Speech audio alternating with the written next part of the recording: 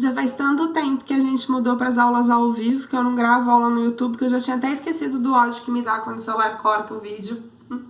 Continuei falando, continuei dando uns 30 segundos de aula sem estar gravando, tá? E aí você me pergunta, poxa, Paula, se o vídeo corta... E eu não sei porquê, tá? Às vezes ele me deixa gravar 1h30, às vezes ele fica cortando em vídeos de 15 minutos. Eu não sei o que acontece. Se alguém souber resolver meu celular, fica à vontade. Não me manda comprar outro, resolve o meu. Aí você me pergunta, Paula, por que então que você não faz outro vídeo, em vez de ficar fazendo a gente assistir picado? Pô, não reclama, teve um intervalinho. Não, mas eu vou dizer pra vocês por quê, gente. Por 2 motivos. Um, porque eu tenho medo de apagar tudo e começar de novo. E com 15 minutos ele parar outra vez, aí não fez sentido nenhum eu ter gravado de novo. Era mais fácil ter feito 2 vídeos mesmo. E segundo, porque eu fico com um ódio tão grande que a aula sem ódio já não fica aquelas coisas. Imagine a aula da Paula com ódio do celular. Então, você assiste mais de um vídeo. 1, 2, 3, vamos ver quantos que vão dar. Amo vocês, viu? Gente, então quando ele me cortou, eu tava falando sobre a divisão anatômica do sistema nervoso, né? Falei que tem a divisão anatômica e a fisiológica, que eu vou começar pela anatômica e depois eu dou a fisiológica pra vocês. O que é a divisão anatômica? A gente divide o sistema nervoso em central e periférico. Vamos chamar sistema nervoso central de SNC, sistema nervoso periférico de SNP. Gente, o que eu tenho que fazer agora? Entender quem está dentro de cada um deles. Então, vamos começar falando do sistema nervoso central. Gente, quem é o sistema nervoso central? Quem está protegido pelo crânio e pela coluna vertebral. O que eu tenho dentro do crânio? Encéfalo. Paula, não é o cérebro? Encéfalo é constituído de cérebro, cerebelo e bulbo. E além disso, dentro da coluna eu tenho a medula espinhal. Então a gente tem que o sistema nervoso central é formado por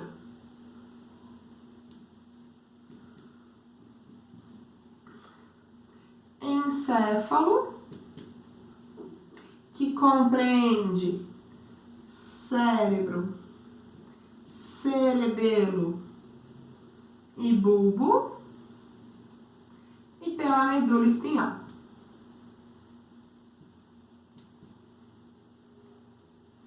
Temos que saber que o sistema nervoso central é protegido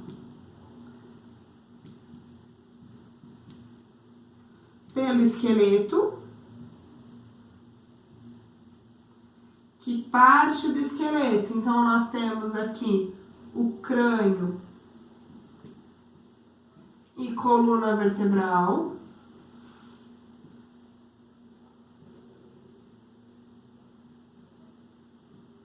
Tá?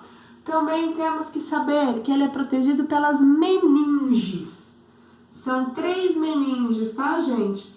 Pia mater, dura mater e aracnoide. O que são as meninges? As meninges são membranas, então são membranas que estão recobrindo e protegendo esse sistema. Para você ter uma ideia, quando você tá com dor de cabeça, quem tá doendo são as meninges, tá? Não é o seu cérebro que está doendo. Nós temos ela recobrindo todo o sistema nervoso central e existe uma doença que pode ser bacteriana ou viral chamada meningite. Vocês já devem ter escutado falar.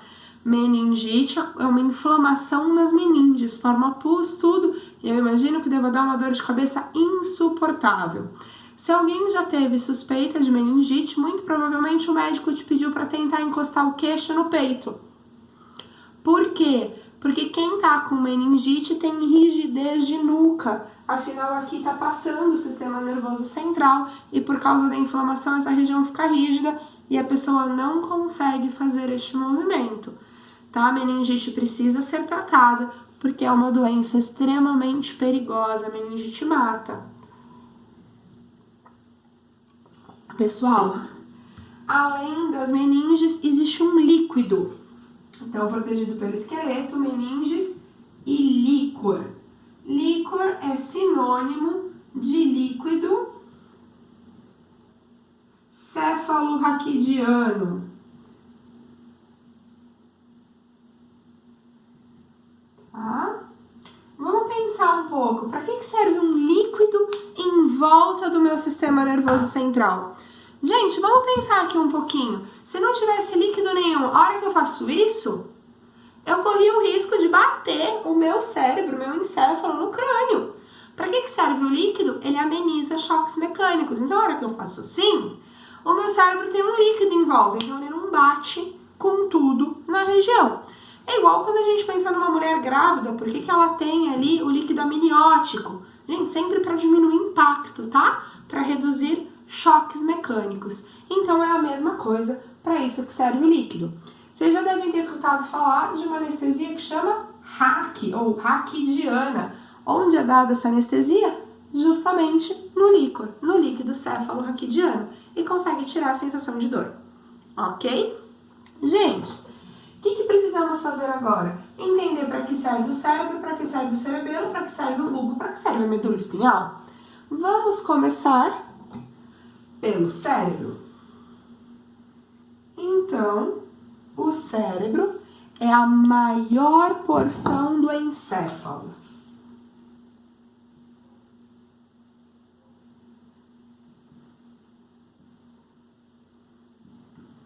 E ele está dividido em 2 hemisférios,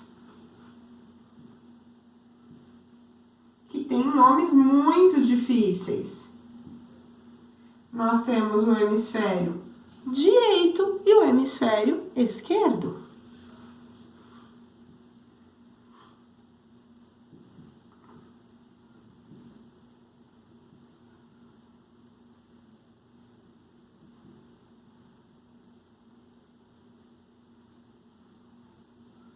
Certo?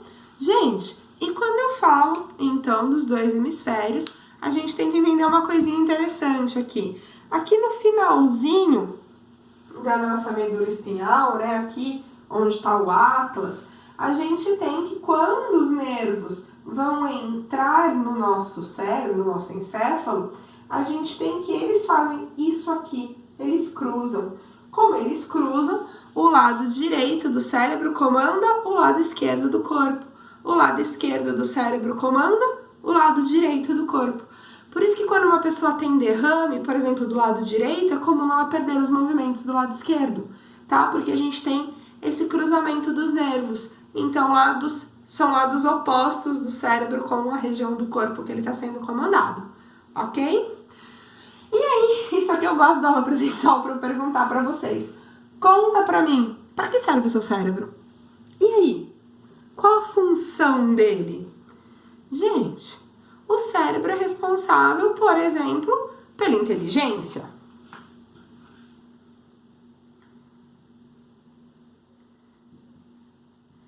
Apesar de falarmos muito a respeito do coração, é o cérebro grande responsável pelas emoções. Além disso, gente, ele é responsável pelo pensamento abstrato, né? Pelo pensamento em si.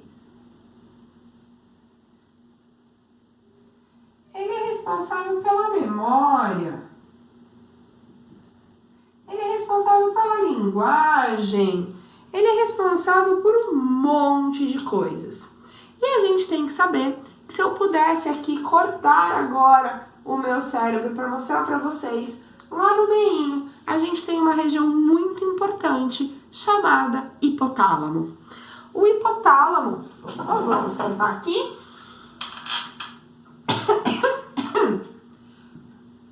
Então, possui o hipotálamo.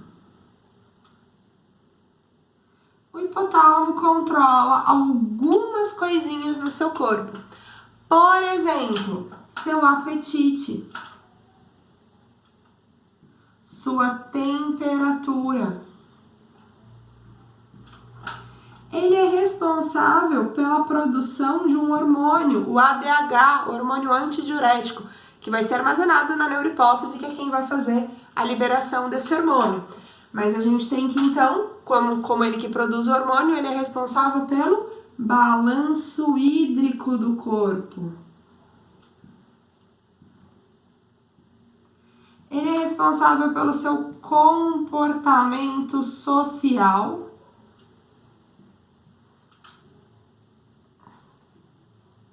e sexual.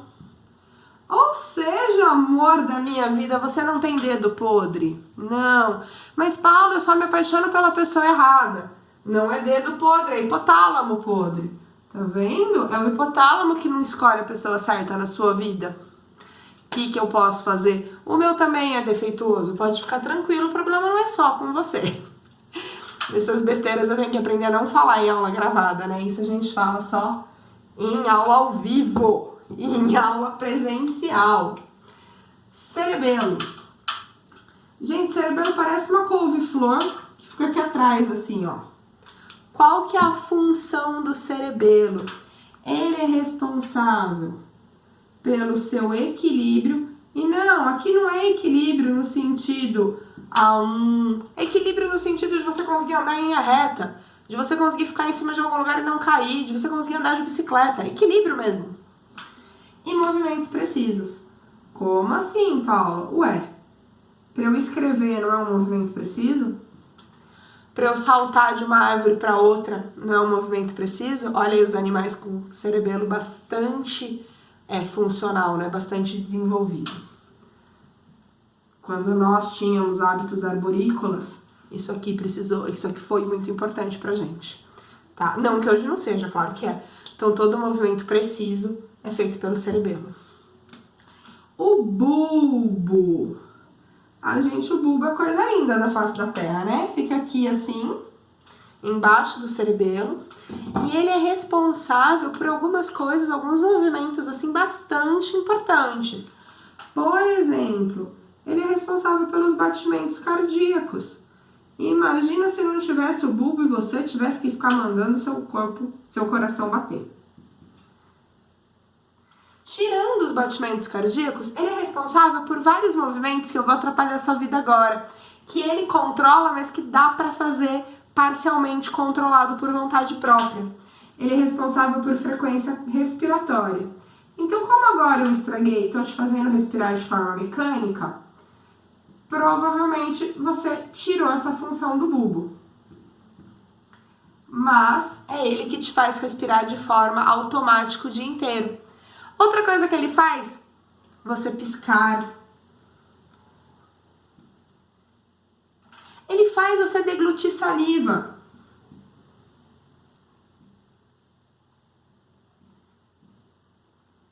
Ele faz você tossir. Quando alguma coisa, erra ali no epiglote. Então, você tá vendo, que agora você tá respirando de forma voluntária, você tá piscando de forma voluntária, você tá engolindo a saliva de forma voluntária, tem uns que até devem ter tossido. Mas, gente, claro que o que costuma aparecer mais em exercício, o que é mais importante, que você não pode esquecer, são os batimentos cardíacos e a frequência respiratória. Não tô falando que piscar, engolir, tossir não seja importante, mas, acho que eu não preciso falar muito, Você consegue perceber aí como coração bater e diafragma subir e descer é muito mais importante do que você piscar. Mas tudo é importante. Medula. Para que serve a sua medula?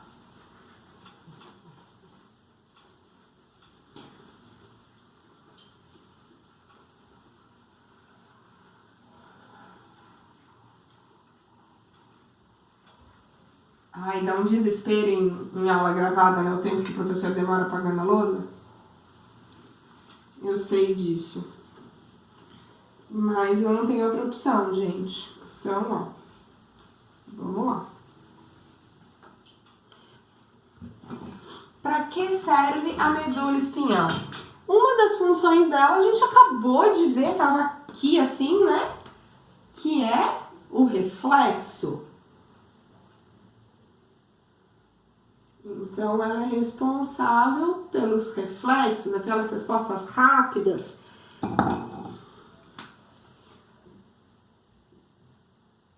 Além disso, ela faz condução de impulso. Pensa que de cada uma das suas vértebras sai um par de nervos e entra um par de nervos.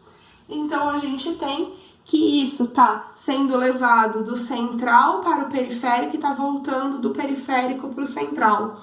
Então, a gente tem que ela faz a condução de impulsos nervosos. E a gente tem que saber que ela possui duas raízes.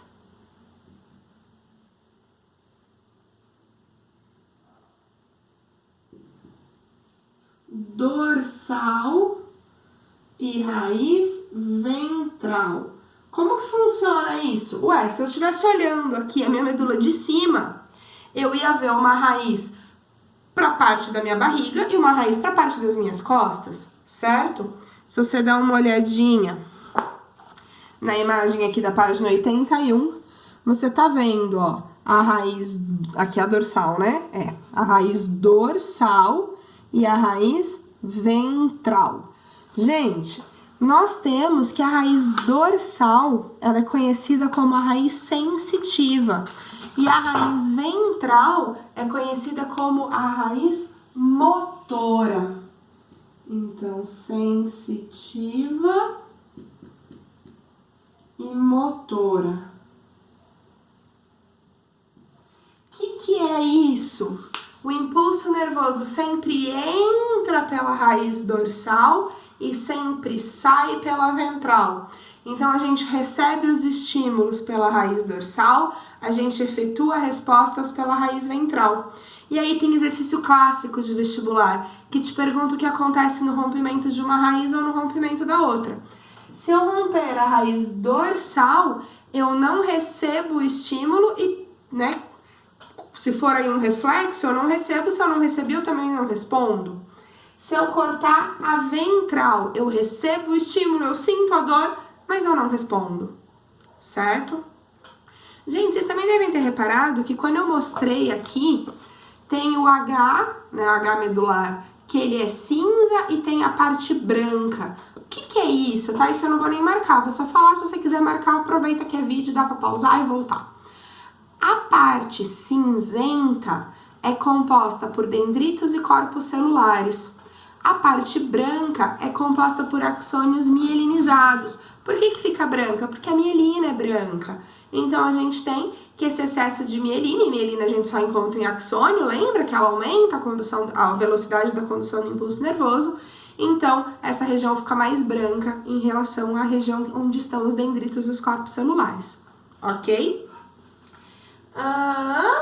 Precisamos falar agora do sistema nervoso periférico. Gente, o sistema nervoso periférico, ele é formado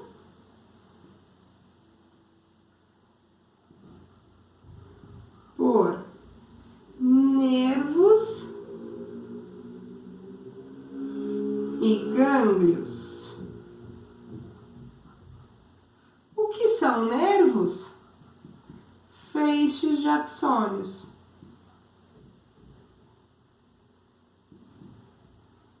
O que são gânglios? Dendritos e corpos celulares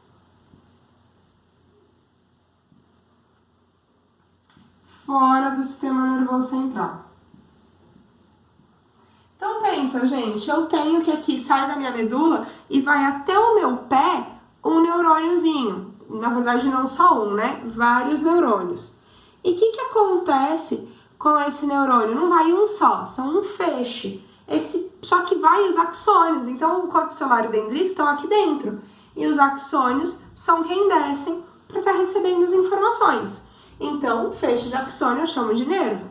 Só que às vezes, né, poxa, pensa o tamanho que isso tem. Às vezes a gente tem alguns pontos de sinapse fora do sistema nervoso central. Esses pontos de sinapse fora do sistema nervoso central, a gente chama de gânglios. Problemas? Se não temos problemas, a gente pode falar agora da divisão fisiológica do sistema nervoso. Juro que tá acabando. E olha, não me cortou ainda, agora já passou o tempo, tá vendo? Aquele vídeo cortou com 16, agora já tô com quase 20 e ele não cortou. Vai entender. Então, vamos fazer a divisão fisiológica fisiológica do sistema nervoso. Gente, divisão fisiológica, ou seja, divisão de função. Quando eu faço divisão de função, eu vou dividir ele em sistema nervoso somático e sistema nervoso autônomo. O somático, ele nada mais é do que o sistema nervoso voluntário. Como assim? Eu penso, quero levantar meu braço direito. O meu cérebro manda uma informação por um neurônio motor pro meu braço e eu magicamente levanto o braço direito. Ai, que braço torto. Deixa assim pra ficar menos feio. Penso, quero abaixar o braço direito. Ó, ele abaixa. Vai dizer que isso não é sensacional? Gente, nós não vamos estudar isso, né? Isso é tipo, tá, é assim que funciona. Quem que a gente vai estudar? O autônomo, que é o involuntário. E temos que saber que o sistema nervoso autônomo, ele é subdividido em simpático e parasimpático.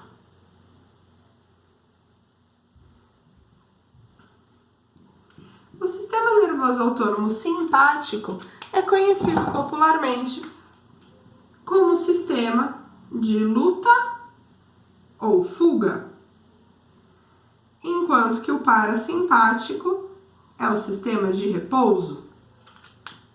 O sistema nervoso autônomo simpático libera um hormônio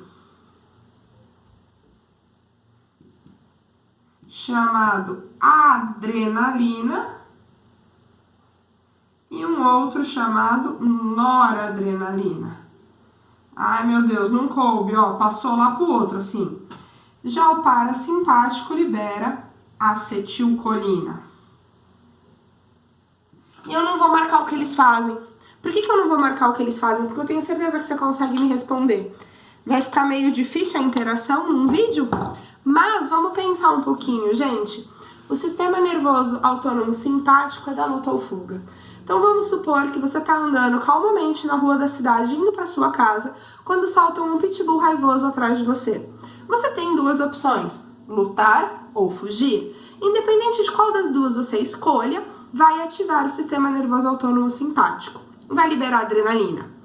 Fala pra mim, o que vai acontecer com a sua pupila? Ela dilata para você enxergar melhor ou ela contrai para diminuir a entrada de luz? Dilata, muito bem. O que vai acontecer com a sua produção de saliva? Você fica com a boca seca ou você saliva mais? Muito bem, boca seca.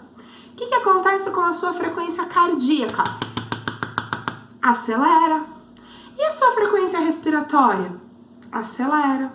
Aumenta peristaltismo, que são os movimentos de digestão, ou diminui? Diminui, seu corpo não vai mandar sangue oxigenado para o intestino, ele vai mandar sangue oxigenado para a musculatura. A sua bexiga contrai para dar vontade de fazer xixi ou relaxa para você conseguir correr sem parar para isso? Relaxa. Percebeu como é fácil? É só você pensar no momento que você ficou nervoso, no momento que você teve que fugir. O que acontece com o seu corpo? O parasimpático faz o contrário. Como assim? Então, você foi almoçar na casa da sua avó, é uma chácara, sem TV por assinatura, sem internet e sem sinal de celular. Você comeu uma feijoada na hora do almoço e deitou assistir a programação da televisão normal à tarde. Deu aquele friozinho, sua avó te deu uma coberta e você tá ali deitado gostoso depois da feijoada de estômago cheio. Sistema nervoso autônomo parasimpático, liberação de acetilcolina. O que vai acontecer com a sua pupila? Contrai, fica pequenininha, dá um soninho, produção normal de saliva na boca, seu coraçãozinho acalma, sua frequência respiratória fica devagarzinho, aumenta o peristaltismo, afinal tem que digerir aquilo tudo que você comeu, mas infelizmente contrai a bexiga, vai te dar, a hora que você estiver mais quentinho, vai te dar vontade de levantar e fazer xixi. Paciência. Mas entendeu a diferença do simpático para o parasimpático? Na maioria dos órgãos ele tem função antagônica, então o que um vai estimular, o outro vai reduzir. Existe uma exceção? Claro, é biologia, né? Então a gente tem que o pênis é a exceção aqui. Por quê? Porque enquanto o coração, o simpático acelera, o parasimpático diminui, o peristaltismo, o simpático diminui, o parasimpático aumenta, a gente tem que o pênis precisa do trabalho dos dois juntos. Então, ele é um órgão que a ereção é feita pelo sistema nervoso autônomo parasimpático, enquanto que a ejaculação é feita pelo simpático, tá? Então, precisa da ação dos dois ao mesmo tempo. O restante é sempre um ao outro e um fazendo o contrário do que o outro faz. Certo, meus amores? Por favor, façam os exercícios das páginas 82 e 83. A gente corrige dia 20 de agosto, aí que eu vou pedir a tarefa, tá? Por enquanto eu ainda não tô pedindo TC. E aí a gente faz os módulos de sistema endócrino, ok? Um beijo, qualquer dúvida tô à disposição de vocês. Tô mandando as fotos da lousa junto, tá? Pode ficar tranquilo. Tchau, tchau!